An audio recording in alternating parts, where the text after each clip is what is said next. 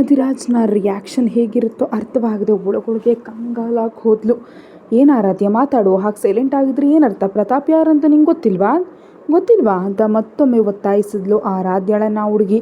ಅವರ ಕಾನ್ವರ್ಸೇಷನ್ಗೆ ಬೇಸರ ಬಂದು ಒಂದು ಬಾರಿ ಅಧಿರಾಜ್ ಆ ಹುಡುಗಿ ಕಡೆ ಒಂದು ನೋಟ ನೋಡ್ದ. ಅದಕ್ಕೆ ಹೆದರಿದ ಅವರೆಲ್ಲರೂ ಅಲ್ಲಿಂದ ಓಡ್ ಹೋದ್ರು. ತಕ್ಷಣವೇ ಕೋಪದಿಂದ ಆರಾಧ್ಯಳ ಕೈ ಹಿಡಿದು ಕಾರಿನ ಹತ್ರ ಕರ್ಕೊಂಡು ಹೋದ. ಇಬ್ಬರು ಕಾರ್ ಹತ್ತಿದ ನಂತರ ಕಾರ್ ಅಲ್ಲಿಂದ ವೇಗವಾಗಿ ಹೊರಟು ಹೋಯಿತು. ಅಲ್ಲಿವರೆಗೆ ಗೋಡೆ ಹಿಂದೆ ಅಡಗಿ ನಡೆದದ್ನೆಲ್ಲ ನೋಡ್ತಿದ್ದ ಶ್ರಾವ್ಯ ಅವರು ಹೋಗುತ್ತಲೇ ಹೊರಗೆ ಬಂದ್ಲು.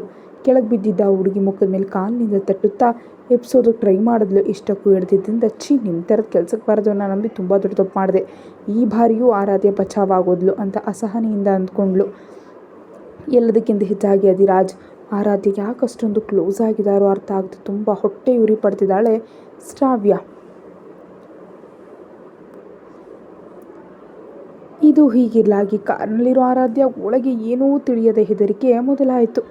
ಅಧಿರಾಜ್ ಏನಂತಾನೋ ಅಂತ ಟೆನ್ಷನ್ನಿಂದ ಕಳ್ಳ ನೋಟ ನೋಡುತ್ತಾ ಕೈಗಳನ್ನ ಹಿಸುಕ್ಕೊಳ್ತಾ ಕೂತಿದ್ದಾಳೆ. ಇಷ್ಟರಲ್ಲಿ ನೀನೇನಾದರೂ ಹೇಳಬೇಕಿದೆಯಾ ಅಂತ ಕೇಳಿಸ್ತಾ ಅಧಿರಾಜ್ ಧ್ವನಿಯಲ್ಲಿ ಅಂತರಾಳದಲ್ಲಿ ಅಡಗಿರೋ ಡೇಂಜರ್ ಸಿಗ್ನಲ್ ಆರಾಧ್ಯಳ ಕಣ್ಣಿಗೆ ಕಾಣಿಸ್ತಿದೆ. ಏನಿದೆ ಹೇಳೋದಕ್ಕೆ ಅಂತ ಕೇಳಿದ್ಲು ಆರಾಧ್ಯ. ಆ ಮಾತುಗಳಿಗೆ ಅವನ ತುಟಿಗಳ ಮೇಲೆ ಇವಿಲ್ ಸ್ಮೈಲ್ ಬಂತು. ಅದನ್ನು ನೋಡಿದ್ಲೇ ಹೇಳ್ಬಿಡ್ತೀನಿ, ನೀವು ನನ್ನ ಹಾಗೆ ಎದುರಿಸ್ಬೇಡಿ ಅನ್ನುತ್ತಾ ನಡೆದದ್ದನ್ನು ವಿವರಿಸೋದಕ್ಕೆ ಶುರು ಮಾಡಿದ್ಲು. ಆ ಪ್ರತಾಪ್ ಕಾಲೇಜಿನಲ್ಲಿ ತುಂಬ ಬಾರಿ ನನಗೆ ಲವ್ ಲೆಟರ್ಸ್ ಬರ್ಕೊಟ್ಟಿದ್ದ. ಎಷ್ಟೋ ದಿನಗಳ ಕಾಲ ಹಿಂದೆ ಬಿದ್ದಿದ್ದ. ಆದರೆ ನಾನು ಆ ಪ್ರಪೋಸಲ್ ರಿಜೆಕ್ಟ್ ಮಾಡಿದೆ ಅಂತ ಫಾಸ್ಟಾಗಿ ಹೇಳಿದ್ಲು ಆರಾಧ್ಯ. ಯಾಕೆ ರಿಜೆಕ್ಟ್ ಮಾಡಿದೆ ಅಂತ ನೇರವಾಗಿ ಕೇಳಿದೆ ಅಧಿರಾಜ್. ಯಾಕಂದರೆ ಏನು ಹೇಳೋದು, ಮನುಷ್ಯ ಚೆನ್ನಾಗಿದ್ರೆ ಸಾಕೆ, ಮನಸ್ಸು ಕೂಡ ಚೆನ್ನಾಗಿರ್ಬೇಕಲ್ವಾ ಅಂತ ತಲೆ ತಗ್ಸಿ ಉತ್ತರಿಸಿದ್ಲು ಆರಾಧ್ಯ. ಆದರೆ ಮನಸ್ಸಿನಲ್ಲಿ ಮಾತ್ರ ಅಷ್ಟರಲ್ಲೇ ನಿನ್ನ ತಮ್ಮನನ್ನು ಇಷ್ಟಪಟ್ಟಿದ್ದೆ, ಅದಕ್ಕೆ ರಿಜೆಕ್ಟ್ ಮಾಡಿದೆ. ಆ ಪ್ರತಾಪ್ಗಾದರೂ ಏನಾಯಿತೋ ಗೊತ್ತಿಲ್ಲ, ಪ್ರಪೋಸಲ್ ರಿಜೆಕ್ಟ್ ಮಾಡಿದ್ಲೇ ಇಲ್ಲಿಂದ ಬೇರೆ ಯೂನಿವರ್ಸಿಟಿಗೆ ಚೇಂಜ್ ಆಗೋದ. ಈ ವಿಷಯ ನಿನಗೆ ತಿಳಿದ್ರೆ ಹೇಗೆ ರಿಯಾಕ್ಟ್ ಮಾಡ್ತೀಯೋ ಏನೋ ಅಂತ ಮರಗದ್ಲು ಆರಾಧ್ಯ. ಹಾಂ ಅಂತ ದೀರ್ಘವಾಗಿ ನಿಟ್ಟುಸಿರು ಬಿಟ್ಟು, ಇನ್ನು ಮುಂದೆ ಇಂಥದ್ದೇನಾದರೂ ನಡೆದರೆ ಪರಿಣಾಮಗಳು ತುಂಬ ದಾರುಣವಾಗಿರುತ್ತೆ. ನೀನು ಓದು ನಿಲ್ಲಿಸಿ ಕಂಪ್ಲೀಟಾಗಿ ಅರಮನೆಯಲ್ಲಿ ಲಾಕ್ ಮಾಡ್ತೀನಿ ಅಂತ ವಾರ್ನಿಂಗ್ ಟೋನ್ನಲ್ಲಿ ಅಂದ ಅಧಿರಾಜ್. ಅವನ ಮಾತುಗಳಿಗೆ ಕಣ್ಣಲ್ಲಿ ನೀರು ತುಂಬಿಕೊಳ್ತಿದ್ರೆ ತಲೆ ತಗ್ಸಿ ಮೌನವಾಗಿ ಉಳಿದುಬಿಟ್ಲು ಆರಾಧ್ಯ. ಅವಳಿಗೆ ತುಂಬಾ ಬೇಸರ ಆಗ್ತಿತ್ತು. ನಿಜಕ್ಕೂ ನಾನೇನು ತಪ್ಪು ಮಾಡಿದೆ, ನನ್ನನ್ನು ಯಾಕೆ ಹೀಗೆ ಸಂಕಟಪಡಿಸ್ತಿದ್ಯಾ ಅಂತ ಕೇಳಬೇಕೆಂತಿದೆ. ಆದರೆ ಅವನನ್ನು ಕೇಳೋ ಧೈರ್ಯ ಇಲ್ಲ. ನಿಜಕ್ಕೂ ಈ ಮನುಷ್ಯನಿಗೆ ಕರುಣೆ ದಯೆ ಅನ್ನೋದೇ ಇಲ್ವಾ? ಒಂದು ಹೆಣ್ಣು ಮಗಳ ಕಡೆ ಇಷ್ಟೊಂದು ನಿರ್ದಯವಾಗಿ ಹೇಗೆ ಬಿಹೇವ್ ಮಾಡ್ತಿದ್ದಾನೆ, ದುಷ್ಟ ಅಂತ ಮನಸ್ಸಿನಲ್ಲೇ ಬೇಸರ ಪಟ್ಕೊಂಡ್ಳು ಆರಾಧ್ಯ. ಇವನು ರಾಕ್ಷಸ ಕೂಡ ಅಲ್ಲ, ರಾಕ್ಷಸ ಜಾತಿಯನ್ನೇ ಆಳೋ ಮಹಾರಾಜ. ಅಕಸ್ಮಾತ್ ಭೂಮಿ ಮೇಲೆ ಬಂದು ನನ್ನನ್ನು ಕಾಡ್ತಿದ್ದಾನೆ. ನಿಜಕ್ಕೂ ನನ್ನ ಜೀವನದಲ್ಲಿ ಫ್ರೀಡಮ್ ಅನ್ನೋ ಪದವೇ ನನ್ನ ಈ ಜನ್ಮದಲ್ಲಿ ಬರುತ್ತಾ ಇಲ್ವಾ ಅಂತ ಅಧಿರಾಜ್ನ ಒಳಗೊಳಗೆ ಬೈದ್ಕೊಳ್ತಿದ್ದಾಳ ಆರಾಧ್ಯ. ಕಾರ್ನಲ್ಲಿ ವಾತಾವರಣ ನಿಶಬ್ದವಾಗಿ ಬದಲಾಯಿತು. ಇದ್ದಕ್ಕಿದ್ದಂತೆ ನಿಜಕ್ಕೂ ನೀವು ನಮ್ಮ ಕಾಲೇಜ್ಗೆ ಯಾಕೆ ಬಂದಿದ್ದೀರಿ ಅಂತ ಅಧಿರಾಜ್ನನ್ನು ಕೇಳಿದ್ಲು ಆರಾಧ್ಯ. ಏನು ಬರಬಾರ್ದಾ ಅಂತ ಸ್ಟ್ರೈಟಾಗಿ ಕೇಳಿದ ಅಧಿರಾಜ್. ಅಂದರೆ ನನ್ನ ಉದ್ದೇಶ ಅದಲ್ಲ, ನಮ್ಮ ಮದುವೆ ವಿಷಯ ಯಾರಿಗೂ ತಿಳಿಬಾರ್ದು ಅಲ್ವಾ, ನಮ್ಮ ನಡುವಿನ ಆ ಥರದ ನೋಡಿ ತಪ್ಪು ತಿಳ್ಕೊಂಡ್ರೆ ಪ್ರಾಬ್ಲಮ್ ಆಗುತ್ತೆ ಅಲ್ವಾ ಅಂತ ಗುಣಗದ್ಲು ಆರಾಧ್ಯ. ಯಾಕಷ್ಟೊಂದು ಹೆದರಿಕೆ, ತಿಳಿದ್ರೆ ಏನಾಗುತ್ತೆ ಅಂತ ನಾರ್ಮಲ್ ಆಗಂದ ಅಧಿರಾಜ್. ನಾನೊಂದು ಸಾಧಾರಣವಾದ ಹೆಣ್ಮಗಳು, ಊಹೆ ತಿಳಿದಾಗಿನಿಂದ ಚೆನ್ನಾಗಿ ಓದಬೇಕಂತ ಎಷ್ಟೋ ಕಷ್ಟಪಟ್ಟಿದ್ದೀನಿ. ನನ್ನ ಗ್ರ್ಯಾಜುಯೇಷನ್ ಇನ್ನೂ ಪೂರ್ತಿ ಆಗಿಲ್ಲ. ನಮ್ಮ ನಡುವಿನ ರಿಲೇಷನ್ ಹೊರಗೆ ಹಾಕಿದ್ರೆ ನನಗೀಗ ಹೊಸ ಸಮಸ್ಯೆಗಳು ಬರುತ್ತವೆ. ಅವುಗಳ ಪ್ರಭಾವ ನನ್ನ ಓದಿನ ಮೇಲೆ ಬೀಳುತ್ತೆ. ಅದು ನನಗಿಷ್ಟ ಇಲ್ಲ ಅಂತ ಮೆಲ್ಲಗಾದರೂ ಖಚಿತವಾಗಿ ಹೇಳಿದ್ಲು ಆರಾಧ್ಯ. ಇಷ್ಟರಲ್ಲಿ ಅವರು ಟ್ರಾವೆಲ್ಸ್ ಮಾಡ್ತಿದ್ದ ಕಾರ್ ಒಂದು ವಿಲ್ಲಾ ಒಳಗಡೆ ಎಂಟರ್ ಆಯಿತು. ಮೇನ್ ಎಂಟ್ರೆನ್ಸ್ ಹತ್ರ ತಲುಪುವಷ್ಟರಲ್ಲಿ ಒಳಗಿನಿಂದ ಒಬ್ಬ ನಡು ವಯಸ್ಸಿನ ವ್ಯಕ್ತಿ ನಡ್ಕೊಂಡು ಎದುರು ಬಂದ. ಅವನ ಮುಖದಲ್ಲಿ ಆನಂದ ಎದ್ದು ಕಾಣಿಸ್ತಿತ್ತು. ಬಾ ಅಧಿರಾಜ್, ಇಷ್ಟೊಂದು ಲೇಟಾಗಿ ಬರೋದು, ನಿಜಕ್ಕೂ ನಿನಗಾಗಿ ನಾನು ಎಷ್ಟು ಸಮಯದಿಂದ ಕಾಯ್ತಿದ್ದೀನಿ ತಿಳಿಯುತ್ತಾ ಅಂತ ಪ್ರೀತಿಯಿಂದ ಮಾತಾಡಿಸ್ದ ಅಧಿರಾಜ್ನ ಚಿಕ್ಕಪ್ಪ ರಾಜೇಂದ್ರ ವರ್ಮ. ಅವನ ಮಾತುಗಳನ್ನ ಕೇಳಿದ ಆರಾಧ್ಯ ಶಾಕ್ ಆಗೋದ್ಲು. ಚಿಕ್ಕಪ್ಪನವರ ಅಂದರೆ ವಿಕ್ರಮ್ ವರ್ಮ ಇಲ್ಲೇ ಇರ್ತಾನಾ ಅಂತ ಅಂದುಕೊಡತ್ಲೆ ಅವಳ ಮನಸ್ಸು ಬೇಸರದಲ್ಲಿ ಮುಳುಗ್ತು. ಎಲ್ಲಿದ್ದರೂ ಮಾಡೋದೇನಿದೆ ಬಿಡು, ಈಗ ಈ ಜೀವನಕ್ಕೆ ನಾನು ಅಧಿರಾಜ್ ಹೆಂಡತಿ, ಅವನಿಗೆ ಅತ್ತಿಗೆ. ನಾನು ಬೇಡ ಅಂದ್ಕೊಂಡ್ರೆ ಮಾತ್ರ ಹರಿದು ಹೋಗುತ್ತಾ ನಮ್ಮ ನಡುವಿರೋ ಬಂದ ಅಂತ ವಿರಕ್ತಿಯಿಂದ ಅಂದ್ಕೊಂಡ್ಳು ಆರಾಧ್ಯ. ಆದರೂ ಅಧಿರಾಜ್ ಇಷ್ಟೊಂದು ಡಿಫ್ರೆಂಟ್ ಯಾಕೋ? ಸ್ವಯಂ ತನ್ನ ಚಿಕ್ಕಪ್ಪನೇ ಹೊರಗೆ ಬಂದು ಉಪಚರಿಸಿದ್ರು ಇವನ ಮುಖದಲ್ಲಿ ಯಾವುದೇ ರಿಯಾಕ್ಷನ್ ಇಲ್ಲ ಅಂತ ಗೊಂದಲದಿಂದ ಅಂದ್ಕೊಂಡ್ಳು ಆರಾಧ್ಯ. ಈ ವಿಲ್ಲಾದಲ್ಲಿ ಅಧಿರಾಜ್ ವರ್ಮನ್ ಚಿಕ್ಕಮ್ಮ, ಚಿಕ್ಕಪ್ಪ, ಅವರ ಮಗ, ಇನ್ನೂ ಅವ್ರ ಮಾವನ ಮಗಳು ಇರ್ತಾರೆ. ಇನ್ನು ಅಧಿರಾಜ್ ಆರಾಧ್ಯ ಒಳಗೆ ಬಂದ ನಂತರ ಎಲ್ಲರೂ ಕೊಂಚ ಸಮಯ ಸರಳವಾಗಿ ಮಾತಾಡಿ ಲಂಚ್ ಮಾಡೋದಕ್ಕೆ ಡೈನಿಂಗ್ ಹಾಲ್ ಕಡೆ ನಡೆದ್ರು. ಆ ಮನೆಯಲ್ಲಿ ಎಲ್ಲಿ ನೋಡಿದ್ರು ಶ್ರೀಮಂತಿಕೆ ಎದ್ದು ಕಾಣ್ತಿತ್ತು. ವಾಲ್ ಪೇಂಟಿಂಗ್ಸ್ ಆರಾಧ್ಯಳ ದೃಷ್ಟಿಯನ್ನು ಆಕರ್ಷಿಸಿದ್ವು. ಅವುಗಳನ್ನ ಪರೀಕ್ಷಿಸಿ ನೋಡ್ತಿದ್ದ ಅವಳನ್ನ, ನಿನಗೆ ಪೇಂಟಿಂಗ್ಸ್ ಅಂದರೆ ಇಷ್ಟನಾ ಅಂತ ಅವಳನ್ನ ಆತ್ಮೀಯವಾಗಿ ಕೇಳಿದ್ಲು ಅಧಿರಾಜ್ನ ಚಿಕ್ಕಮ್ಮ ಭಾನುಮತಿ. ಹೌದು, ನಂಗೆ ತುಂಬ ಇಷ್ಟ. ನಿಮ್ಮ ಮನೆ ವಾಲ್ ಪೇಂಟಿಂಗ್ಸ್ ನಂಗೆ ತುಂಬ ಇಷ್ಟ ಆಯಿತು ಅಂತ ಕಿರುನಗೆಯಿಂದ ಅಂದ್ಲು ಆರಾಧ್ಯ. ಡೈನಿಂಗ್ ಟೇಬಲ್ ಹತ್ರ ಅಧಿರಾಜ್, ಆರಾಧ್ಯ ಇಬ್ಬರು ಪಕ್ಕದಲ್ಲೇ ಕೂತರು. ಅವರಿಗೆದುರಾಗಿ ಮಿಕ್ಕಿದ ಮೂವರು ಕೂತರು. ಆದರೆ ಅವನ ಮಾವನ ಮಗಳು ಜಾಸ್ಮಿನ್ ತನಗೆದುರಾಗಿರೋ ಅಧಿರಾಜ್ನನ್ನ ತದೇಕ ಚಿತ್ತದಿಂದ ನೋಡ್ತಿದ್ದಾಳೆ. ಊಟ ಮಾಡ್ತಾ ಕ್ಯಾಶುವಲ್ ಆಗಿ ಅತ್ತ ಕಡೆ ನೋಡಿದ ಆರಾಧ್ಯಗೆ ಅವಳ ದೃಷ್ಟಿ ಎಲ್ಲಿದೆಯೋ ಅರ್ಥವಾಗಿ ಶಾಕ್ ಆಗೋದ್ಲು. ತಕ್ಷಣವೇ ಅಧಿರಾಜ್ ಕಡೆ ನೋಡಿದ್ಲು. ಆದರೆ ಅವನು ಪ್ರಪಂಚದ ಸಂಬಂಧವೇ ಇಲ್ಲದ ಹಾಕಿ ತಿನ್ನೋದ್ರಲ್ಲಿ ಮುಳುಗು ಹೋಗಿದ್ದಾನೆ. ನಿಜಕ್ಕೂ ತನ್ನ ಸುತ್ತ ಏನು ನಡೀತಿದೆ ಅಂತ ಸ್ವಲ್ಪನೂ ಲೆಕ್ಕಿಸ್ಕೊಳ್ತಿಲ್ಲ. ಏನಾದರೂ ತಪ್ಪು ತಿಳ್ಕೊಂಡ ಅಂತ ಮತ್ತೊಂದು ಬಾರಿ ಜಾಸ್ಮಿನ್ನನ್ನೇ ಅಬ್ಸರ್ವ್ ಮಾಡಿದ್ಲು. ಜಾಸ್ಮಿನ್ ಪಾಪ ತಿನ್ನೋದನ್ನು ಕೂಡ ಮರೆತು ಅಧಿರಾಜ್ ಕಡೆ ಆರಾಧನೆಯಿಂದ ನೋಡ್ತಾ ಉಳಿದುಬಿಟ್ಟಿದ್ದಾಳೆ. ಈ ಸಿಚುಯೇಷನ್ ಕೇವಲ ತಾನು ಮಾತ್ರ ಅಲ್ಲ, ಅವನ ಚಿಕ್ಕಮ್ಮ ಚಿಕ್ಕಪ್ಪ ಕೂಡ ನೋಡಿದ್ರು. ಆದರೆ ಏನೂ ತಿಳಿಯದಾಗ ಸೈಲೆಂಟ್ ಆಗಿದ್ರು. ಈ ಮನುಷ್ಯನಿಗೇನಾದರೂ ಹುಚ್ಚ? ನಿಜಕ್ಕೂ ಇಷ್ಟೊಂದು ಸುಂದರವಾಗಿರೋ ಹುಡುಗಿಯನ್ನು ಬೇಡ ಅಂದ್ಕೊಂಡು ನನ್ನನ್ನು ಮದುವೆ ಆಗಿದ್ದಾನೆ. ನಾನು ತುಂಬ ಸುಂದರವಾಗಿದ್ದೀನಿ ಅಂತ ಗೊತ್ತು, ಬಟ್ ತನ್ನ ರೇಂಜ್ಗೆ ಸರಿ ಹೊಂದೋ ಜಾಸ್ಮಿನನ್ನು ಮದುವೆ ಆಗಿದ್ರೆ ಚೆನ್ನಾಗಿರ್ತಿತ್ತಲ್ವೇ? ಪಾಪ ಗುರು, ಅಂದರೆ ಬಿದ್ದು ಸಾಯ್ತಾಳೆ ಅಂತ ತನ್ನ ಮನಸ್ಸಿನಲ್ಲಿ ಅಂದ್ಕೊಂಡ್ಳು ಆರಾಧ್ಯ. ಇಷ್ಟರಲ್ಲಿ ಅವಳ ಬುದ್ಧಿಯಲ್ಲಿ ಏನೋ ಹುಳ ಹೊಳೆದ ಹಾಗೆ ಕೊನೆಗೆ ರೂಮ್ನಲ್ಲಿದ್ದ ಡ್ರೆಸ್ಗಳನ್ನೆಲ್ಲ ಜಾಸ್ಮಿನ್ಗಾಗಿ ಕೊಂಡವುಗಳಲ್ವಾ ಆ ಆಲೋಚನೆ ಬರ್ತಿದ್ದಂತೆ ಆರಾಧ್ಯ ಪಾಪ ಎಲ್ಲಿಲ್ಲದ ಸಿಟ್ಟು ತಂದ್ಕೊಂಡು ಬಂತು. ಇವಳ ಪರ್ಸ್ನಾಲಿಟಿ ನೋಡ್ತಿದ್ರೆ ಆ ಡ್ರೆಸ್ಗಳೆಲ್ಲ ಆಕೆಗೆ ಪರ್ಫೆಕ್ಟಾಗಿ ಹೊಂದುತ್ತವೆ ಅನಿಸುತ್ತೆ ಅಂತ ಕಣ್ಣಿಕ್ಕದೆ ಜಾಸ್ಮಿನ್ನನ್ನೇ ನೋಡ್ತಿದ್ದಾಳೆ ಆರಾಧ್ಯ. ಆದರೆ ಆರಾಧ್ಯಗೆ ಏನು ಮಾಡ್ತಿದ್ದಾಳೆ ಅಂತ ಗಮನಿಸಿದ ಅಧಿರಾಜ್ ಸಣ್ಣದಾಗಿ ಕೆಮ್ಮದ. ಆಗಲೇ ಪ್ರಜ್ಞೆಗೆ ಬಂದು ಸುತ್ತಲೂ ನೋಡಿ ಅವಳಿಗೆಲ್ಲರೂ ತನ್ನನ್ನೇ ವಿಚಿತ್ರವಾಗಿ ನೋಡೋದ್ರಿಂದ ಸ್ವಲ್ಪ ನಾಚಿಕೆ ಅನ್ನಿಸ್ತು. ಅಬ್ಬಾ, ಎಲ್ಲರೂ ನನ್ನ ಬಗ್ಗೆ ಏನು ಅಂದ್ಕೊಳ್ತಿದ್ದಾರೋ ಏನೋ ಅಂತ ಇಕ್ಕಟ್ಟಿಗೆ ಒಳಗಾದ್ಲು ಆರಾಧ್ಯ. ಇನ್ನು ತಿನ್ನಲು ಕೂಡ ಇಂಟ್ರೆಸ್ಟ್ ಇಲ್ಲದೆ ಹೋಗಿದ್ದರಿಂದ 4 ತುತ್ತು ತಿಂದ ಮೇಲಿದ್ಲು. ಏನಾಯಿತು, ಫುಡ್ ಯಾಕೋ ತುಂಬ ಕಡಿಮೆ ತಿಂದೆ, ಟೇಸ್ಟ್ ಚೆನ್ನಾಗಿಲ್ವಾ ಅಂತ ಅನುಮಾನದಿಂದ ಕೇಳಿದ್ಲು ಭಾನುಮತಿ. ನೋ ತುಂಬ ಚೆನ್ನಾಗಿದೆ, ಹೊಟ್ಟೆ ತುಂಬ ಹೋಯಿತು, ಅದಕ್ಕೆ ಅಷ್ಟೇ ಅಂತ ವಿಚಿತ್ರವಾಗಿ ನಗ್ತಾ ಉತ್ತರಿಸಿದ್ಲು ಆರಾಧ್ಯ. ಊಟ ಕಂಪ್ಲೀಟ್ ಆದ ನಂತರ ಅಧಿರಾಜ್ ಅವನ ಚಿಕ್ಕಪ್ಪ ಏನೋ ಆಫೀಸ್ ವಿಷಯಗಳು ಮಾತಾಡ್ಕೊಳ್ತಾ ಬೇರೆ ರೂಮ್ಗೆ ಹೋದರು. ಹಾಲ್ನಲ್ಲಿ ಒಂಟಿಯಾಗಿದ್ದ ಆರಾಧ್ಯ ಫೇಸ್ ವಾಶ್ ಮಾಡ್ಕೊಳ್ಳೋಣ ಅಂತ ವಾಶ್ರೂಮ್ಗೆ ಹೋದ್ಲು. ಅವಳ ಹಿಂದೆ ಹೋದ ಚಾಸ್ ಆರಾಧ್ಯಳನ್ನು ತಡೆದು, ನಿನಗೆಷ್ಟು ಧೈರ್ಯ ಇದ್ದರೆ ನಮ್ಮ ಭಾವನನ್ನ ಮದುವೆ ಆಗಿ ನಾನಿರ್ಬೇಕಾ ಸ್ಥಾನಕ್ಕೆ ಬರ್ತೀಯಾ? ನಿಜಕ್ಕೂ ನೀನೆಷ್ಟು ನಿನ್ನ ಬದುಕೇನು ಅಂತ ಕೋಪದಿಂದ ಕೇಳಿದ್ಲು.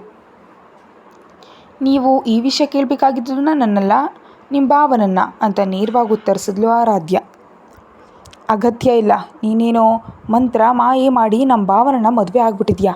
ನಿನ್ನ ಥರದವ್ರ ಬಗ್ಗೆ ನಂಗೆ ಚೆನ್ನಾಗಿ ಗೊತ್ತು, ದುಡ್ಡಿಗಾಗಿ ಎಂಥದಕ್ಕೂ ಸಿದ್ಧ ಆಗ್ತಾರೆ ಅಂತ ಪೊಗರಿನಿಂದ ಅಂದ್ಲು ಜಾಸ್ಮಿನ್. ನನ್ನ ಥರದವ್ರನ್ನ ಎಷ್ಟು ಜನರನ್ನು ನೋಡಿದ್ಯಾ ಅಂತ ವ್ಯಂಗ್ಯವಾಗಿ ಕೇಳಿದ್ಲು ಆರಾಧ್ಯ. ತಿಳುವಳಿಕೆಯಿಂದ ಬಲೆ ಬೀಸಿ ತುಂಬ ಜನರನ್ನು ನೋಡಿದ್ದೀನಿ. ಮೊದಲು ಅಂದ ದುಡ್ಡಿರೋ ಹುಡುಗರನ್ನ ಟ್ರ್ಯಾಪ್ ಮಾಡ್ತಾರೆ, ಆಮೇಲೆ ಬ್ಲ್ಯಾಕ್ ಮೇಲ್ ಮಾಡಿ ಮದುವೆ ಆಗ್ತಾರೆ. ನನಗೆ ತಿಳಿಯಲ್ಲ ಅಂದ್ಕೊಂಡ್ಬಿಟ್ಟಿದ್ಯಾ ಅಂತ ಪೊಗರಿಂದ ಮತ್ತೆ ಉತ್ತರಿಸಿದ್ಲು. ಹೋಗಲಿ ಬಿಡು, ನಾನು ಸುಂದರವಾಗಿದ್ದೀನಿ ಅಂತ ಹೇಳಿದ್ದಕ್ಕೆ ಥ್ಯಾಂಕ್ಸ್. ನನಗೆ ದಾರಿ ಕೊಟ್ಟರೆ ನಾನು ವಾಶ್ರೂಮ್ಗೆ ಹೋಗಬೇಕು ಅಂತ ಕೂಲಾಗಿ ಅಂದ್ಲು ಆರಾಧ್ಯ. ನೀನು ಸುಂದರವಾಗಿದೆಯಾ ಅಂತ ನಾನು ಯಾವಾಗಂದೆ? ಒಂದು ಬಾರಿ ನೀನು ಅವತಾರ ನೋಡ್ಕೊ. ನಿನ್ನ ಮೈಮೇಲಿರೋ ಡ್ರೆಸ್ ನಿಜಕ್ಕೂ ನಮ್ಮ ಮನೆ ಕೆಲಸದವಳು ಕೂಡ ಹಾಕ್ಕೊಳ್ಳಲ್ಲ, ಅಷ್ಟೊಂದು ಚೀಪಾಗಿ ಇವೆ ನಿನ್ನ ಬಟ್ಟೆ. ನಮ್ಮ ಭಾವನನ್ನ ಸಕ್ಸಸ್ಫುಲ್ಲಾಗಿ ಬಲೆಯಲ್ಲಿ ಹಾಕ್ಕೊಂಡಿದೀಯಾ, ಆದರೆ ಕನಿಷ್ಠ ಬಟ್ಟೆಗಳನ್ನಾದರೂ ಕೊಡಿಸ್ಕೊಳ್ಳೋದಕ್ಕಾಗಲಿಲ್ಲ. So sad. ನೀನು ನೋಡಿ ಮರುಕ ಪಡ್ತಿದ್ದೀನಿ ಅಂತ ವ್ಯಂಗ್ಯವಾಗಿ ನಕ್ಕದ್ಲು ಜಾಸ್. ಹಲೋ ಮಿಸ್, ಆ ಥರ ಕೊಂಚ ತಡ್ಕೊ. ನಿಮ್ಮ ಭಾವ ನನಗಾಗಿ ವಾರ್ಡ್ರೋಬ್ ತುಂಬ ಬ್ರ್ಯಾಂಡೆಡ್ ಕಾಸ್ಟ್ಯೂಮ್ಸ್ ತುಂಬಿಸಿದ್ದಾನೆ. ನಾನೇ ಕಾಲೇಜ್ಗೆ ನಾರ್ಮಲ್ ಸ್ಟೂಡೆಂಟ್ ಥರ ಹೋಗಬೇಕಂತ ಹೀಗೆ ರೆಡಿಯಾಗಿ ಬಂದೆ. ನನಗೆ ಶೋ ಆಫ್ ಮಾಡೋದು ನಿಜಕ್ಕೂ ಇಷ್ಟ ಇಲ್ಲ. ಓಕೆ ಆ್ಯಂಡ್ ಇಲ್ಲಿಗೆ ಬರ್ತಿದ್ದೀವಿ ಅಂತ ನಂಗೆ ಗೊತ್ತಿಲ್ಲ, ಇಲ್ದಿದ್ದರೆ ನಮ್ಮ ಯಜಮಾನ್ರ ಸ್ಥಾನಕ್ಕೆ ತಕ್ಕ ಹಾಗೆ ರೆಡಿಯಾಗಿ ಬರ್ತಿದ್ದೆ ಅಂತ ನೇರವಾಗಿ ಜವಾಬು ನೀಡಿದ್ಲು ಆರಾಧ್ಯ. ಅವಳ ಮಾತುಗಳಿಗೆ ಕೋಪದಿಂದ ಉರಿದು ಹೋಗ್ತಾ ಆ ಮಾತುಗಳಿಗೆ ಏನೋ ಅನ್ಬೇಕಂತ ಅಂದ್ಕೊಂಡ್ಳು. ಯಾರೋ ಬರ್ತಿರೋ ಸುತ್ತ ಕೇಳಿಸಿದ್ರಿಂದ ತನ್ನ ರೂಮ್ಗೆ ವೇಗವಾಗಿ ಹೊರಟೋದ್ಲು ಜಾಸ್. ಅವಳು ಹೋದ ಕಡೆ ನೋಡಿ ದೀರ್ಘವಾಗಿ ನಿಟ್ಟುಸಿರು ಬಿಟ್ಟು, ನಿನ್ನ ಸ್ಥಾನಕ್ಕೆ ನಾನು ಬಂದೆ ಅಂತ ಕೋಪ ಬೆಳೆಸ್ಕೊಂಡು ಏನೇನೋ ಮಾತಾಡ್ತಿದ್ಯಾ, ಆದರೆ ನೀನು ಹೋಗಬೇಕಾದ ನರಕಕ್ಕೆ ನಾನು ಬಂದಿದ್ದೀನಿ ಅಂತ ಬೇಸರ ಪಟ್ಕೊಳ್ತಾ ಮನಸ್ಸಿನಲ್ಲಿ ಅಂದ್ಕೊಂಡ್ಳು ಆರಾಧ್ಯ. ಸ್ವಲ್ಪ ಸಮಯದ ನಂತರ ಅಧಿರಾಜ್ ಆರಾಧ್ಯ ಅಲ್ಲಿಂದ ಹೊರಟರು. ಕಾರ್ನಲ್ಲಿ ಕೂತು ಹೊರಗೆ ನೋಡ್ತಾ, ನಿಜಕ್ಕೂ ಈ ವಿಲನ್ ಆಕೆಯನ್ನು ಬಿಟ್ಟು ನನ್ನನ್ನು ಯಾಕೆ ಮಾಡ್ಕೊಂಡ? ಹಬ್ಬ, ಅವನ ಪಕ್ಕದಲ್ಲಿ ಅವಳು ಪರ್ಫೆಕ್ಟಾಗಿ ಸರಿ ಹೊಂದುತ್ತಾಳೆ, ಸುಂದರವಾಗಿದ್ದಾಳೆ, ಮಾಡರ್ನ್ ಆಗಿ ರೆಡಿ ಆಗ್ತಾಳೆ, ಅಧಿರಾಜ್ನನ್ನು ಎಷ್ಟೊಂದು ಇಷ್ಟಪಡ್ತಾಳೆ ಅಂತ ಅವಳ ಮಾತುಗಳಲ್ಲೇ ತಿಳಿಯಿತು. ಅವನ ಮೇಲೆ ಎಷ್ಟೊಂದು ಪ್ರೀತಿ ಬೆಳೆಸ್ಕೊಳ್ತಿದ್ರೆ ನನ್ನ ಮೇಲೆ ಇಷ್ಟೊಂದು ಕೋಪ ತೋರಿಸ್ತಾಳೆ ಅಂತ ಆಲೋಚಿಸ್ತಿದ್ದಾಳೆ ಆರಾಧ್ಯ. ಅಷ್ಟಲ್ಲೇ ಅಧಿರಾಜ್ಗೆ ನಾನು ಪರ್ಫೆಕ್ಟ್ ಮ್ಯಾಚ್ ಆದ್ದರಿಂದ ನನ್ನನ್ನು ಮಾಡ್ಕೊಂಡಿದ್ದಾನೆ, ಇಲ್ದಿದ್ರೆ ಅವನ ಪಕ್ಕದಲ್ಲಿ ನಿಲ್ಲೋ ಅವಕಾಶ ಕೂಡ ಯಾರಿಗೂ ಕೂಡ ಇಲ್ಲ. ಅನಗತ್ಯವಾಗಿ ನನ್ನನ್ನು ನಾನು ಕಡಿಮೆ ಮಾಡ್ಕೊಳ್ಳೋದು ಯಾಕೆ? ಬಟ್ ಆ ವಿಲನ್ನನ್ನು ನಾನು ಜನ್ಮದಲ್ಲಿ ಕ್ಷಮಿಸಲ್ಲ. ಯಾವಾಗ ಇಂಡಿಪೆಂಡೆನ್ಸ್ ಸಿಗುತ್ತೋ ಅಂತ ಬಕಪಕ್ಷಿಯಂತೆ ಕಾಯ್ತಿದ್ದೀನಿ ಅಂತ ಅಂದ್ಕೊಂಡ್ಳು ಆರಾಧ್ಯ. ಸ್ವಲ್ಪ ಸಮಯಕ್ಕೆ ಪಕ್ಕಕ್ಕೆ ತಿರುಗಿದ ಆರಾಧ್ಯಗೆ ಸೀರಿಯಸ್ ಆಗಿ ಲ್ಯಾಪ್ಟಾಪ್ನಲ್ಲಿ ವರ್ಕ್ ಮಾಡ್ಕೊಳ್ತಾ ಕಾಣಿಸ್ತಾ ಅಧಿರಾಜ್. ನೀಟಾಗಿ ಐರನ್ ಮಾಡಿದ ಬ್ಲ್ಯಾಕ್ ಸೂಟ್ನಲ್ಲಿ ಕಾಸ್ಟ್ಲಿ ಆಕ್ಸೆಸರೀಸ್ ಧರಿಸಿ ಕಾಲಿನ ಮೇಲೆ ಕಾಲು ಹಾಕೊಂಡು ಸ್ಟೈಲಿಶಾಗಿ ಕೂತಿರೋ ಅಧಿರಾಜ್ನನ್ನು ಕಣ್ಣಿಕ್ಕದೆ ನೋಡಿದ್ಲು ಆರಾಧ್ಯ. ಅವನ ಅಪಿಯರೆನ್ಸ್ ತುಂಬ ಡಾಮಿನೇಟಿಂಗ್ ಆಗಿತ್ತು. ಲ್ಯಾಪ್ಟಾಪ್ ಸ್ಕ್ರೀನ್ ಕಡೆ ತೀಕ್ಷ್ಣವಾಗಿ ನೋಡ್ತಿರೋ ಅವನ ಕಣ್ಣುಗಳು ತುಂಬ ಡೇಂಜರಸ್ ಆಗಿದ್ದವು. ಟೋಟಲ್ ಆಗಿ ಬ್ರ್ಯಾಂಡೆಡ್ ಥರ ಇದ್ದಾನೆ. ಇಂಥವನನ್ನು ಯಾವ ಹುಡುಗಿ ತಾನೇ ಬೇಡ ಅಂತಾಳೆ ಹೇಳು? ಇಷ್ಟೊಂದು ಸ್ಟ್ರಾಂಗ್ ಪರ್ಸನ್, ಪ್ರಪಂಚವನ್ನೇ ಒಂಟಿ ಕೈಯಲ್ಲಿ ನಡಗಿಸೋ ಪರ್ಸನ್ ಇನ್ನೊಬ್ಬರು ಹಿಡ್ತಾರಾ? ಅದಕ್ಕೆ ಹುಡುಗಿಯರು ಇವನ ಕಣ್ಣೋಟಕ್ಕಾಗಿ ಬಿದ್ದು ಬಿದ್ದು ಸಾಯ್ತಿದ್ದಾರೆ, ಒಬ್ಬ ಈ ಆರಾಧ್ಯಳನ್ನೊಬ್ಳನ್ನ ಬಿಟ್ಟು. ಹೀಗೆ ಆರಾಧ್ಯಳ ಮನಸ್ಸೆಲ್ಲ ಅವನ ಆಲೋಚನೆಗಳಿಂದ ತುಂಬ ಹೋಗಲಾಗಿ ಕೆನ್ನೆ ಮೇಲೆ ಕೈ ಇಟ್ಕೊಂಡು ಲ್ಯಾಪ್ಟಾಪ್ನಲ್ಲಿ ವರ್ಕ್ ಮಾಡ್ಕೊಳ್ತಿರೋ ಅಧಿರಾಜ್ ಕಡೆ ಕಣ್ಣಿಕ್ಕದೆ ನೋಡ್ತಿದ್ದಾಳೆ. ಅಷ್ಟರಲ್ಲಿ ಅಧಿರಾಜ್ ಟಕ್ಕನೆ ಅವಳ ಕೆನ್ನೆ ಮೇಲೆ ಒಂದು ಮುತ್ತಿಟ್ಟಿದ್ರಿಂದ ಈ ಲೋಕಕ್ಕೆ ಬಂದು ಡ್ರೈವರ್ ನೋಡಿದ್ನೋ ಅಂತ ಕಂಗಾಲಾಗ್ತಾ ಅತ್ತ ಕಡೆ ನೋಡಿದ್ಲು ಆರಾಧ್ಯ. ಯಾವಾಗ ಕ್ಲೋಸ್ ಮಾಡಿದ್ನೋ ತಿಳಿಯೋದು, ಆದರೆ ಡ್ರೈವರ್ಗೆ ತಮಗೆ ನಡುವಿರೋ ಪರದೆಯನ್ನು ಕ್ಲೋಸ್ ಮಾಡಿದ್ದ ಅಧಿರಾಜ್. ತಕ್ಷಣವೇ ಆರಾಧ್ಯ ಅಧಿರಾಜ್ನೊಂದಿಗೆ, ಯಾಕೆ ಯಾವಾಗಲೂ ನಾನು ಏನಾದರೂ ಒಂದು ಇಕ್ಕಟ್ಟಿಗೆ ಸಿಲುಕಿಸ್ಬೇಕಂತ ನೋಡ್ತೀರಿ ಅಂತ ಮೂತಿ ತಿರುಗಿಸಿದ್ಲು. ಇಕ್ಕಟ್ಟ? ಮುತ್ತು ಕೊಡೋದು ಕೂಡ ಇಕ್ಕಟ್ಟೇನಾ ಅಂತ ಲ್ಯಾಪ್ಟಾಪ್ನಲ್ಲಿ ವರ್ಕ್ ಮಾಡುತ್ತಲೇ ಕೇಳಿದ. ಇಷ್ಟರಲ್ಲಿ ಏನೋ ನೆನಪಾದ ಹಾಗೆ, ಹೌದು ನಿಜಕ್ಕೂ ಈ ದಿನ ನಿಮ್ಮ ಚಿಕ್ಕಪ್ಪನವ್ರ ಮನೆಗೆ ಹೋಗ್ತಿದ್ದೀವಿ ಅಂತ ನನಗೆ ಮುಂಚೆ ಯಾಕೆ ಹೇಳಿಲ್ಲ ಅಂತ ಕೋಪದಿಂದ ಕೇಳಿದ್ಲು ಆರಾಧ್ಯ. ಹೇಳಿದ್ರೆ ಏನು ಮಾಡ್ತಿದ್ದೆ ಅಂತ ಸೀರಿಯಸ್ ಆಗಿ ಕೇಳಿದ ಅಧಿರಾಜ್. ಚೆನ್ನಾಗಿ ರೆಡಿ ಆಗ್ತಿದೆ ಅಲ್ವಾ? ಇಂಥ ಅವತಾರದಲ್ಲಿ ನಿಮ್ಮ ಜೊತೆ ಹೊರಗೆ ಬಂದರೆ ಅವಮಾನ ಅನ್ಸಲ್ವಾ? ನಿಮ್ಮ ಮರ್ಯಾದೆ ಏನಾಗುತ್ತೆ ಅಂದ್ಲು ಆರಾಧ್ಯ. ಪಕ್ಕದಲ್ಲೇ ನಾನಿರುವಾಗ ನಿನ್ನನ್ನು ನೋಡೋ ಧೈರ್ಯ ಯಾರಿಗಿದೆ ಅನ್ನೋ ಹಾಗೆ ಒಂದು ನೋಟ ನೋಡಿದ ಅಧಿರಾಜ್. ಕಾರ್ ಮನೆಗೆ ರೀಚ್ ಆಗತ್ಲೆ ಅಧಿರಾಜ್ಗೆ ಗುಡ್ ನೈಟ್ ಹೇಳಿ ತನ್ನ ರೂಮ್ಗೆ ಹೊರಟು ಹೋದ್ಲು ಆರಾಧ್ಯ. ಮರುದಿನ ಬೆಳಿಗ್ಗೆ ಎಂದಿಗಿಂತ ಮುಂಚಿತವಾಗಿ ನಿದ್ರೆಯಿಂದ ಎದ್ದು ಆರಾಧ್ಯ ವಾಶ್ರೂಮ್ನಲ್ಲಿ ಫ್ರೆಶ್ ಆಗ್ತಿರಲಾಗಿ ಡೋರ್ ನಾಕ್ ಮಾಡಿದ ಸದ್ದು ಕೇಳಿಸ್ತು. ರೂಮ್ ಕ್ಲೀನ್ ಮಾಡಲು ಸಾವಿತ್ರಿ ಬಂದಿದ್ದಾಳೆ ಅಂತ ಅಂದ್ಕೊಂಡು ಸ್ನಾನ ಮುಗಿಸ್ಕೊಂಡು ಬಾತ್ರೂಮ್ನಿಂದ ಹೊರಗೆ ಬಂದು ಡೋರ್ ಓಪನ್ ಮಾಡಿ ಬಂದಿದ್ದು ಯಾರಂತ ಕೂಡ ನೋಡದೆ ಹಿಂದೆ ತಿರುಗಿದ್ಲು. ಅವಳ ಹಿಂದೆ ಬಂದಿದ್ದ ಅಧಿರಾಜ್ ಬಿಳಿ ಟವಲ್ ಕಟ್ಟಿಕೊಂಡು ಒದ್ದೆ ಕೂದಲಲ್ಲಿ ಮೇಲೆ ಮುಡಿ ಹಾಕಿರೋ ಆರಾಧ್ಯಳನ್ನು ಹಾಗೆ ನೋಡ್ತಾ ಉಳಿದು ಬಿಟ್ಟ. ಅವಳ ಮೈ ಮೇಲೆ ಒದ್ದೆ ಇನ್ನೂ ಹಾಗೇ ಇದೆ. ತಲೆಯಿಂದ ನೀರಿನ ಹನಿಗಳು ಕುತ್ತಿಗೆ ಮೇಲೆ ಹರಿತಿವೆ. ಅವಳ ಮೈ ಮೇಲಿರೋ ನೀರಿನ ಹನಿಗಳು ಮುತ್ತುಗಳಂತೆ ಹೊಳಿತಾ ಇವೆ. ತನ್ನ ಹಿಂದೆ ಇರೋದು ಸಾವಿತ್ರಿ ಅಂತ ಅಂದ್ಕೊಂಡ ಆರಾಧ್ಯ, ಸಾವಿತ್ರಿ ನಿಮ್ಮ ವಿಲನ್ ಬಾಸ್ ಅಂದ್ಕೊಂಡ ಡ್ರೆಸ್ಸಸ್ಸನ್ನೇ ಹಾಕ್ಕೊಳ್ಬೇಕು ಅಂತ ಆರ್ಡರ್ ಮಾಡಿದ್ದಾರೆ, ಸ್ವಲ್ಪ ಆ ವಾರ್ಡ್ರೋಬ್ನಲ್ಲಿರುವ ಯಾವುದಾದ್ರೂ ಡ್ರೆಸ್ ಸೆಲೆಕ್ಟ್ ಮಾಡಿಕೊಡ್ತೀಯಾ ಅಂತ ಕೇಳಿದ್ಲು. ಅಧಿರಾಜ್ ಏನು ಮಾತಾಡದೆ ಸಿಂಪಲ್ ಆಗಿರೋ white colour long skirt matching crop top select ಮಾಡಿ ಅವುಗಳ ಆಕ್ಸೆಸರೀಸ್ ಕೂಡ ತೆಗೆದುಕೊಂಡು ಆರಾಧ್ಯ ಮುಂದಿರೋ ಸ್ಟೂಲ್ ಮೇಲಿಟ್ಟ. ಅದು ನೋಡಿದ ಆರಾಧ್ಯ ನಗ್ತಾ, ಇದು ಇನ್ನು ಗ್ರೇಟ್ ಸಾವಿತ್ರಿ, ಎಲ್ಲ ಕರೆಕ್ಟಾಗಿ ಸೆಲೆಕ್ಟ್ ಮಾಡಿಕೊಟ್ಟಿದ್ಯಾ ಅನ್ನುತ್ತಾ ಒಂದೊಂದಾಗಿ ತೆಗೆದು ಹಾಕೊಳ್ಳೋದಕ್ಕೆ ಶುರು ಮಾಡಿದ್ಲು. ದಿನ ಆ ಟೈಮ್ನಲ್ಲಿ ಸಾವಿತ್ರಿ ರೂಮ್ಸ್ ಸ್ವಚ್ಛಗೊಳಿಸೋದಕ್ಕೆ ಬರ್ತಾಳೆ. ಸೊ ಆಕೆ ಆ ಕೆಲಸದಲ್ಲಿದ್ದಾಳೆ ಅಂದ್ಕೊಂಡು ಆರಾಧ್ಯ ತನ್ನ ಕೆಲಸ ತಾನು ಮಾಡ್ಕೊಳ್ತಿದ್ದಾಳೆ. ಅವಳ ಹಿಂದೆ ಇದ್ದ ಅಧಿರಾಜ್ ಮಾತ್ರ ಅವಳ ಅಂದವನ್ನು ಆಸ್ವಾದಿಸೋ ಕೆಲಸದಲ್ಲಿದ್ದಾನೆ. ಹಿಂದಿನಿಂದ ಆರಾಧ್ಯಳ ಬೆನ್ನ ಮೇಲಿರೋ ಪುಟ್ಟ ಮಚ್ಚಿ ಅವನಿಗೆ ಮತ್ತಷ್ಟು ಸುಂದರವಾಗಿ ಕಾಣಿಸ್ತು. ಆ ಕ್ಷಣದಲ್ಲಿ ಅವನ ಮನಸ್ಸು ನಿಜಕ್ಕೂ ಕಂಟ್ರೋಲ್ ಆಗಲಿಲ್ಲ. ಅಪ್ಕೋಬಿಟ್ಟ. ಅನಿರೀಕ್ಷಿತವಾಗಿ ನಡೆದ ಸನ್ನಿವೇಶಕ್ಕೆ ಆರಾಧ್ಯ ಆಶ್ಚರ್ಯ ಪಡ್ತಾ ಯಾರು ಏನಿದು ಅನ್ನುತ್ತಾ ಹಿಂದೆ ತಿರುಗಿದ್ಲು. ಅಷ್ಟರಲ್ಲೇ ಟೈಲ್ಸ್ ಮೇಲೆ ಒತ್ತಿಗೆ ಆರಾಧ್ಯಳ ಕಾಲು ಜಾರು ಕೆಳಗೆ ಬೀಳೋದಕ್ಕೆ ಹೋದಾಗ ತಕ್ಷಣ ಅವಳ ಸೊಂಟದ ಮೇಲೆ ಕೈ ಹಾಕಿ ಹಿಡ್ಕೊಂಡ ಅಧಿರಾಜ್. ಎದುರಿಗಿರೋ ಅವನನ್ನು ನೋಡಿ ಆರಾಧ್ಯ ಶಾಕ್ ಆದ್ಲು. ಕಣ್ಣುಗಳನ್ನ ದೊಡ್ಡದು ಮಾಡಿ ನೀವು ಯಾವಾಗ ಬಂದಿದ್ದೀರಿ ಅಂತ ಗಾಬರಿಯಿಂದ ಕೇಳಿದ್ಲು. ನೀನು ಡೋರ್ ತೆಗೆದಾಗ ಅಂತ ಅವಳ ಕಡೆ ಮತ್ತಾಗಿ ನೋಡ್ತಾ ಅಂದ ಅಧಿರಾಜ್. ಡೋರ್ ತೆಗೆದಾಗಲ ಮತ್ತೆ ನನಗೆ ಡ್ರೆಸ್ ಯಾರು ಸೆಲೆಕ್ಟ್ ಮಾಡಿದ್ದು ಅಂತ ಅರ್ಥ ಆಗದ ಹಾಗೆ ಕ್ವಶನ್ ಮಾಡಿದ್ಲು ಆರಾಧ್ಯ. ಅವಳ ಕ್ವಶನ್ಸ್ಗೆ ಆನ್ಸರ್ ನೀಡದೆ, ನೀನು ಬೆನ್ನ ಮೇಲಿನ ಪುಟ್ಟ ಮಚ್ಚೆ ತುಂಬ ಅಂದವಾಗಿದೆ, ಇಷ್ಟೊಂದು ದಿನ ತೋರಿಸಲಿಲ್ಲ ಅಂತ ಅವಳ ಕಿವಿಯಲ್ಲಿ ಹಸ್ಕಿಯಾಗಿ ಗುಸುಗುಡ್ತಾ ಅದು ಕೇಳಿದ ಆರಾಧ್ಯಗೆ ಒಂದೇ ಬಾರಿಗೆ ಹೃದಯ ಟಬ್ಬಂತೂ ಟಕ್ಕನ ಅವನ ಕೈಯೊಳಗಿಂದ ಎದ್ದು ಎಲ್ಲ ನೋಡಿಬಿಟ್ರ ದೇವ್ರೇ ಅಂತ ಅಮಾಯಕವಾಗಿ ಕೇಳಿದ್ಲು. ಏಯ್ ನೀನು ತೋರಿಸಿದ್ರೆ ನೋಡಬಾರ್ದಾ ಅಂತ ಒಂಥರ ಉತ್ತರಿಸ್ತಾ, ಅಬ್ಬಾ ಈ ವಿಲನ್ಗೆ ಮತ್ತೆ ಸಿಕ್ಕಿಬಿದ್ದೆ, ಇವನಿಗೆ ಮೂಡ್ ಬಂದಾಗಿದೆ ದೇವ್ರೇ, ತಕ್ಷಣ ಇಲ್ಲಿಂದ ಓಡಿ ಹೋಗಬೇಕು ಅಂತ ಮನಸ್ಸಲ್ಲಿ ಅಂದ್ಕೊಳ್ತಾ, ಈ ದಿನ ನನಗೆ ಎಕ್ಸಾಮ್ಸ್ ಇವೆ ಸರ್, ಬೇಗ ಹೋಗಬೇಕು ಅನ್ನುತ್ತಾ ಒಂದು ಬ್ಯಾಗ್ ತಗ್ಲಾಕೊಂಡು ಹೊರಗೆ ಓಟಾಕಿತ್ಲು ಆರಾಧ್ಯ ಜೆಟ್ ಸ್ಪೀಡ್ನಲ್ಲಿ. ಪಾಪ ಬೇಬಿ 1 ಮಿನಿಟ್ ಅಂತ ಅವನನ್ನು ಅಷ್ಟರಲ್ಲಿ ಆರಾಧ್ಯ ಅರಮನೆಯ ಮುಂದಿದ್ದ ಕಾರ್ ಡ್ರೈವರ್ನನ್ನು ಸ್ಟಾರ್ಟ್ ಮಾಡೋದಕ್ಕೆ ಹೇಳಿದ್ಲು. ಅವಳು ಹೋಗ್ತಿರೋ ಕಡೆ ನೋಡಿ ಇವಿಲ್ ಸ್ಮೈಲ್ ನೀಡ್ದ ಅಧಿರಾಜ್. ಕಾರ್ ಹತ್ತಿದ ಆರಾಧ್ಯ ತನ್ನಲ್ಲಿ ತಾನು, ಅಬ್ಬಾ ನನಗೆ ನಿಜಕ್ಕೂ ಬುದ್ಧಿನೇ ಇಲ್ಲ, ಯಾವುದೋ ಒಂದು ತಿಕ್ಲಿ ಕೆಲಸ ಮಾಡಿ ಆ ಡೆವಿಲ್ಗೆ ಯಾವಾಗಲೂ ಸಿಕ್ಕಿಬೀಳ್ತೀನಿ ಅಂತ ತಲೆ ಚಚ್ಕೊಂಡ್ಳು. ಕಾಲೇಜ್ನಲ್ಲಿ ಆರಾಧ್ಯ ಇನ್ನು ಕಾವ್ಯ ಒಂದೇ ಪ್ಲೇಸ್ನಲ್ಲಿ ಕೂತು ಹರಟೆ ಹೊಡಿತಿದ್ದ ಟೈಮ್ನಲ್ಲಿ ಮೇಲಿಂದ ಯಾರೋ ಮರಳು ಹಾಕಿದ್ರು. ಹೇಯ್ ಅಂತ ಕಿರ್ಚುತ್ತಾ ಮೇಲೆದ್ದು ತಲೆ ಮೇಲೆ ಬಿದ್ದ ಮರಳನ್ನು ಕೊಳ್ತಾ, ನಿಜಕ್ಕೂ ಈ ಕೆಲಸ ಮಾಡಿದ ಯಾವನೋ, ವೇಸ್ಟ್ ಫೆಲೋಸ್ ಅಂತ ತಲೆ ಎತ್ತಿ ನೋಡಿದ ಆರಾಧ್ಯಗೆ ತನ್ನ ಕಡೆ ಕೋಪದಿಂದ ನೋಡ್ತಿದ್ದ ಶ್ರಾವ್ಯ ಕಾಣಿಸಿದ್ಲು.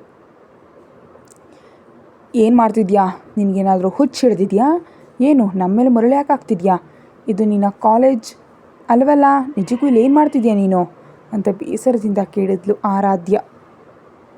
ನಾನು ನಿನ್ನ ಜೊತೆ ಒಂದು ವಿಷಯ ಮಾತಾಡಬೇಕು ಒಗರಿನಿಂದ ಹೇಳಿದ್ಲು ಆಕೆ. ಇಲ್ಲಿಗೆ ಬರೋದೇ ವಿಚಿತ್ರವಾಗಿ ಅನ್ನಿಸ್ತಿದ್ರೆ ತಮ್ಮ ಮೇಲೆ ಮರಳು ಹಾಕಿದ್ದಕ್ಕೆ ಅವಳ ಕಣ್ಣುಗಳಲ್ಲಿ ಕೊಂಚನೂ ಗಿಲ್ಟ್ ಫೀಲಿಂಗ್ ಕಾಣಿಸ್ದೆ ಇನ್ನೇನೋ ಬೇರೆ ರೀತಿ ಕಾಣಿಸ್ತಿದೆ. ಏನು ಮಾತಾಡಬೇಕು ಅಂತ ಅನುಮಾನದಿಂದ ಕೇಳಿದ್ಲು ಆರಾಧ್ಯ.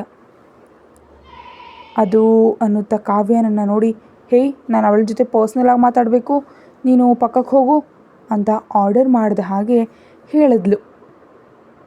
ಹಲೋ ಮೇಡಮ್, ಇದು ನಮ್ಮ ಕಾಲೇಜ್, ನನಗಿಷ್ಟ ಬಂದ ಜಾಗದಲ್ಲಿ ಇರ್ತೀನಿ, ಹೋಗು ಅಂತ ಹೇಳೋದಕ್ಕೆ ನಿಜಕ್ಕೂ ನೀನು ಯಾರು, ಮೊದಲು ಬಂದು ಕೆಲಸ ನೋಡ್ಕೊ ಅಷ್ಟೇ ಹೊರತು ನನಗೆ ಆರ್ಡರ್ ಹಾಕಿದ್ರೆ ಮರ್ಯಾದೆ ಇರಲ್ಲ ಅಂತ ಶ್ರಾವ್ಯಾಗಿ ವಾರ್ನಿಂಗ್ ಕೊಟ್ಟಳು ಕಾವ್ಯ. ಹೇಯ್ ನಿನಗೆಷ್ಟು ಧೈರ್ಯ ಇದ್ದರೆ ನನ್ನ ಜೊತೆ ಹೀಗೆ ಮಾತಾಡ್ತೀಯಾ ಅಂತ ಕಾವ್ಯ ಮೇಲೆ ಕೋಪದಿಂದ ಹೋದ್ಲು ಶ್ರಾವ್ಯ. ಸ್ಟಾಪ್ ಇಟ್ ಶ್ರಾವ್ಯ, ಏನೋ ಮಾತಾಡಬೇಕು ಅಂತ ಅಂದ್ಯಲ್ಲ, ಅದೇನೋ ಬೇಗ ಮಾತಾಡಿನಿಂದ ಹೊರಟೋಗು, ಅನಗತ್ಯವಾಗಿ ಸೀನ್ ಕ್ರಿಯೇಟ್ ಮಾಡಿ ರಂಪಾಟ ಮಾಡಬೇಡ, ನನ್ನ ಟೈಮ್ ವೇಸ್ಟ್ ಮಾಡಬೇಡ ಅಂತ ಕಿರಿಕಿರಿ ಮಾಡಿಕೊಂಡ್ಲು ಆರಾಧ್ಯ. ಸರಿ ಹಾಗಾದರೆ ಅಂತ ಕೋಪದಿಂದ ಹಲ್ಲು ಕಡಿತಾ, ನಿನಗೆ ಅಧಿರಾಜ್ ವರ್ಮನಿಗೂ ಅವ್ರ ಮಧ್ಯೆ ಇರೋ ರಿಲೇಷನ್ಶಿಪ್ ಏನು ಅಂತ ಸ್ಟ್ರೈಟಾಗಿ ಕೇಳಿದ್ಲು ಶ್ರಾವ್ಯ.